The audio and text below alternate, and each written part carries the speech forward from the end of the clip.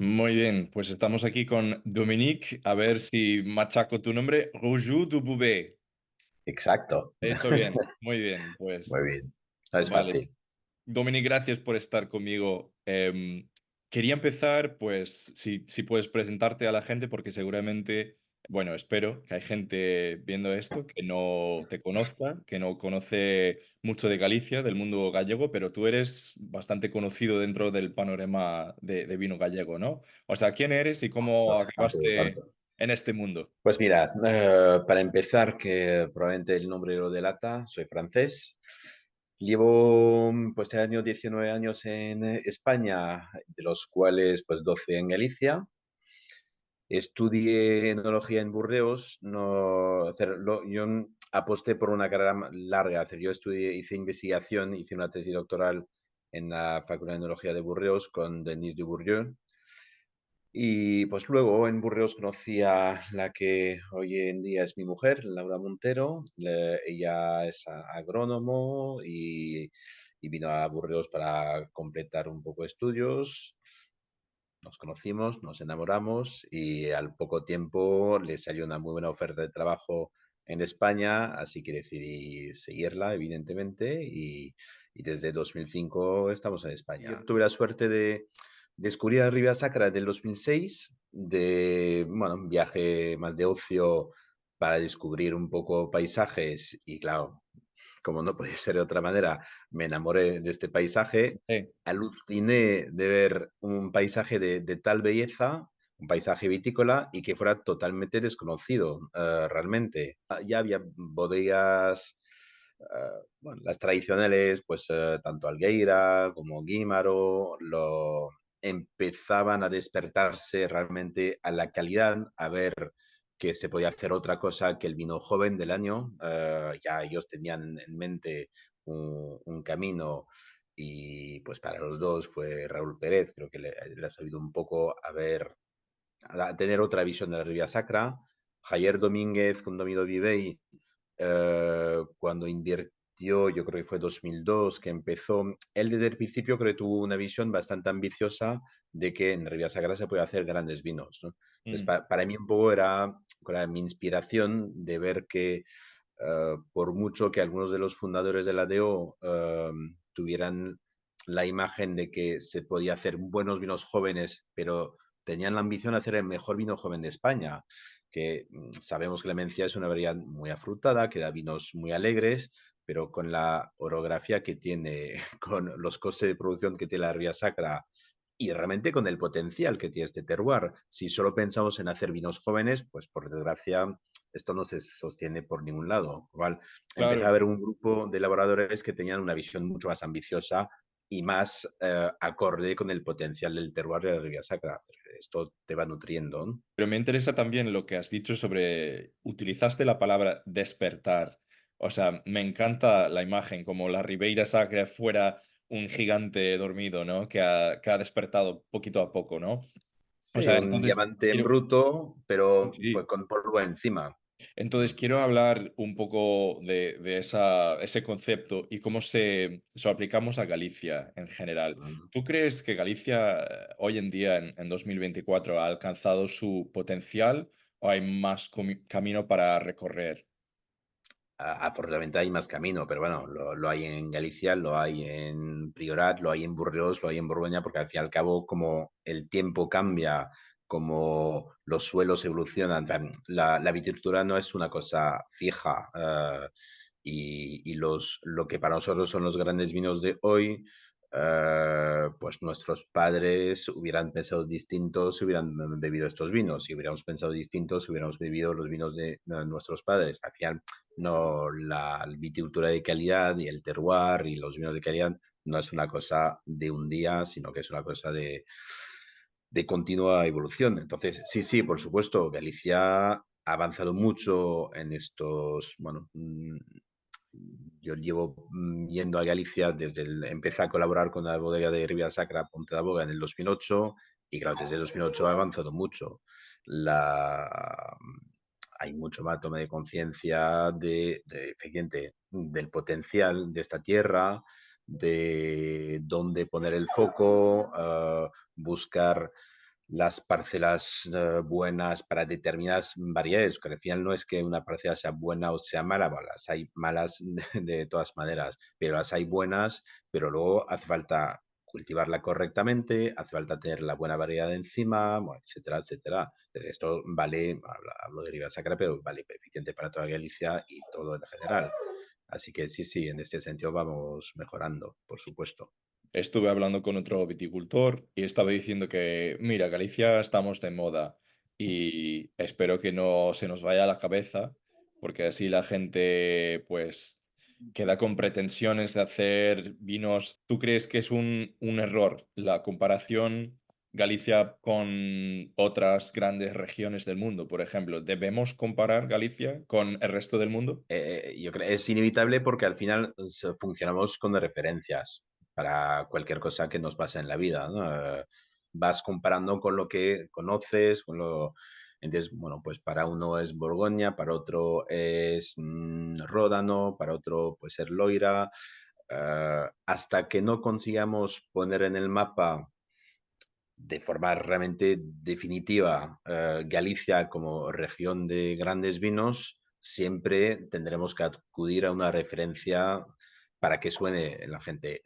Ojalá dentro de algunos años ya pasa, pero que realmente a nivel de un público un poco más generalizado, de aficionados, mañana podamos hablar de la tipicidad de una Mencia de Ribera Sacra, de una Lureira o de un Treixadura de Ribeiro o de un albariño de Rías Baixas y dentro de Rías Baixas entender la diferencia entre el albariño del Salnés con el albariño del Condado, etcétera, etcétera. Dar más identidad a cada una de estas zonas, pero hasta que no tengamos una identidad clara, empezando por nosotros mismos, porque al fin y al cabo en Galicia, en España, no todo el mundo entiende que las Rías Baixas es más complejo que una sola DO, sino que, pues, de nuevo, volviendo a Salnés, Rosal, Condado, no, no es que no tenga nada que ver, es que son muy distintos los unos de los otros, dentro de la misma familia. Ribera Sacra, pues la Amandi no es lo mismo que Chantada, no es lo mismo que el Vivey.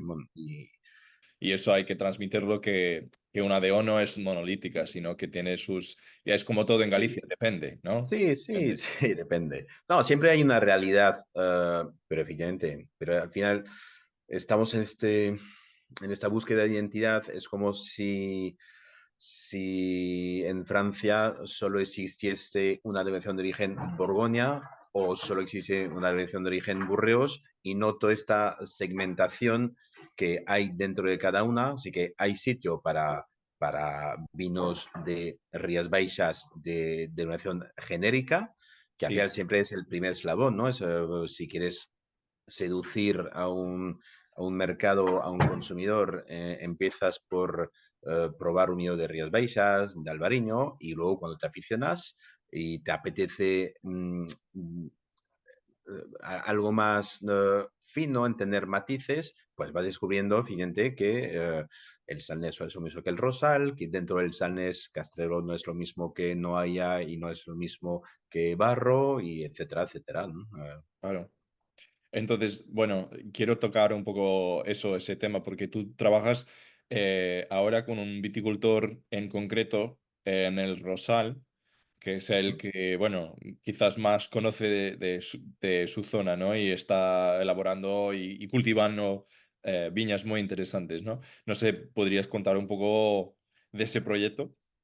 Sí, por supuesto, pues sí que hablamos de Kin, todo el mundo lo conoce como Kin, Joaquín Álvarez, es un señor que roza los 80 años, él es de Goyán, Goyán es pertenece a Tomiño, la zona del Rosal, de toda la vida, su familia, y te va contando cuando era joven, con con los furanchos, pues que abrían por barrios, y entonces que se sabía que el furancho de tal zona tenía mejor vino que el furancho de otra zona, entonces, ya tiene una memoria de realmente dentro de una comarca bastante pequeña, las diferencias que se establecían y al final esta noción de calidad, de singularidad y entonces en el 2015 me encontré con él, me habló de su debilidad, de su amor por los tintos, porque al fin y al cabo el Rosales está zona pues entre río Miño y océano que beneficia de un microclima particular.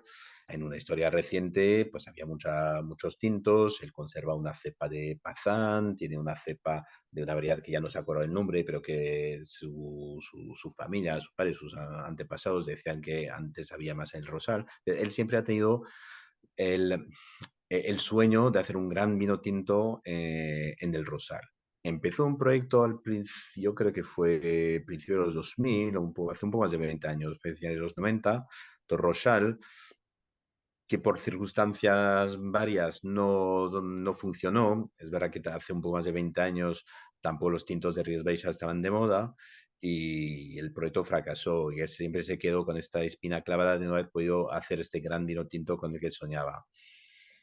Entonces había vuelto a plantar una parcela y nos encontramos y al final es un pequeño hobby, es un pequeño sueño de poder juntarnos con Kin. Estamos tres en esta historia. Está Martín de Adobimbio, una pequeña bodega familiar de Goián, Sí, sí.